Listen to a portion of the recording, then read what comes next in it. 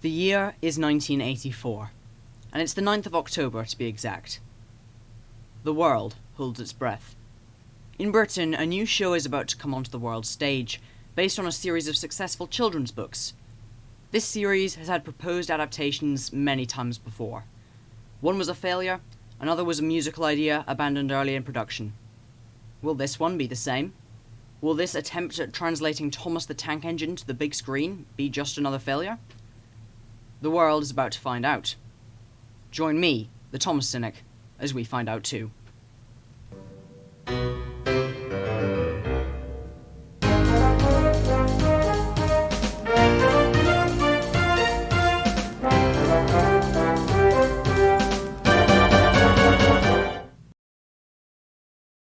Thomas and Gordon was the first episode of Thomas the Tank Engine and Friends, a series that would go on to be one of the most successful children's franchises in all of history.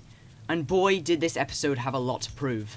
It had to prove to Britt Allcroft that her dream of making the Railway series a show could work. It had to prove to the Reverend Wilbert Awdry, the original author of the books, that this show was worth supporting and would be faithful to the source material. It had to prove to the children of Britain that this was a show they wanted to watch. And it had to prove to their parents that this was a show they should be prepared to spend their entire life savings on plastic toys for. Thomas and Gordon was the perfect introduction, and at least for the most part, it succeeded in all of those goals. This is the first installment of my Cynical Spotlight series, where I pick apart episodes of Thomas that are very overlooked, but which I truly love. And today, we're going to be looking at why Thomas and Gordon was such a strong start. Let's get into it. In this episode, not much really happens.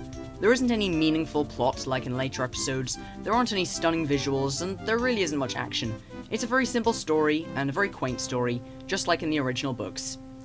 And yet, it manages to tell us everything we need to know about Sodor, the engines that live there, and their personalities within 4.5 minutes.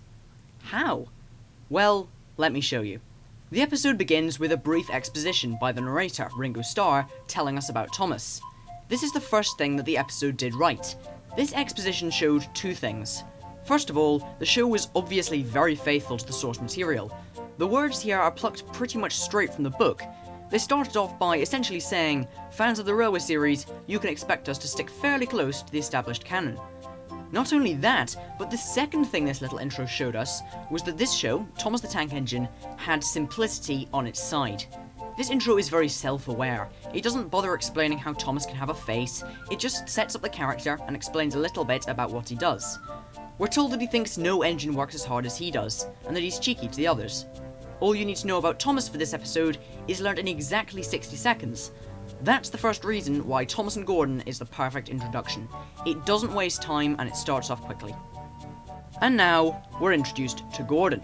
With Gordon comes the second reason why this episode works so well as a debut, and that is that it teaches us a very key and fundamental truth about the world of Sodor. The engines don't always get along. Now, this might seem obvious, but in many kids' TV shows, particularly those aimed at preschoolers of course, it's fairly common for everyone to just be friends. The 2021 Thomas reboot is a fine example of this. But Thomas and Gordon shows us right from the beginning that these aren't toys, they're characters. Thomas is being rude to Gordon, so Gordon plays a trick to get revenge. Most of you will know the story. Gordon makes sure Thomas is coupled to the express, but sets off before Thomas is detached and pulls Thomas along the rails behind him at a frightening speed for the little engine. And what's more, Gordon doesn't get even slightly berated for this. The episode doesn't say that his frankly mean trick was right, but it does cement in place the idea that if you're looking for a show about a paradise where all the characters are buttercups and snowflakes, you're in the wrong place. And that's the second reason why Thomas and Gordon is the perfect introduction. It uses Gordon to show the audience that if they want to watch more of this show, they should expect realistic, down-to-earth, and flawed characters. So, let's recap. Thomas and Gordon works well because it A, doesn't waste time, and B, lets people know what to expect from the show going forward. But there's one more reason this makes a perfect introduction, and to find out why, we have to go back to the Railway series, the books that Thomas, as in the show, is based on. Thomas and Gordon isn't the first story in the Railway series. It isn't even in the first book. The first book focuses on Edward, Gordon and Henry, hence the 3 railway engines of course. But Thomas and Gordon didn't occur until the second book. So why was it moved? Now, of course, the main reason was that Thomas was now the main character, so a debut with him in made way more sense, but I think there's actually more to the placement than that. I mean, if that was the only reason this episode came first, then I would have thought we would have gotten episodes like Thomas's Train or Thomas and the Guard right afterwards, since they follow up Thomas and Gordon in his arc. But no. Instead, after this episode, we switch back to the book order and go from the first story to the first book, which by and large don't include Thomas. The main reason I think this is that Gordon is perfectly set up here for his roles in the following stories. We see Gordon here, and so when we go into the next episode, uncreatively titled Edward and Gordon, we have a familiar face to see while being introduced to newer characters. Season 1 actually did this a lot. Think about it. Gordon is set up here, and then he serves to introduce Edward as a contrast next episode. Henry's introduced next, and then the three are brought together. Then we switch back to Thomas, who serves to introduce James, Bertie, and Terence. The big engines then end up introducing Percy, and so on.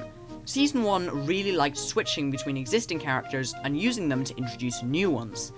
And that's the third reason why Thomas and Gordon worked so well. It strategically set up Gordon so that we'd recognise him in later episodes alongside newer characters who we could bounce off.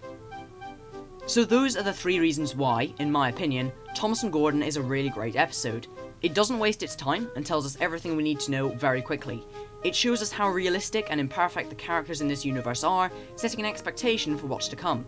And finally, it uses its placement as the first episode to set up Gordon, who is essentially a tactically placed chess piece for helping us to understand the characters of Edward and Henry in subsequent episodes. Well folks, I hope you enjoyed this video, the first of this series. We're now on the end screen, a new feature of my videos which will suggest a good video to watch next.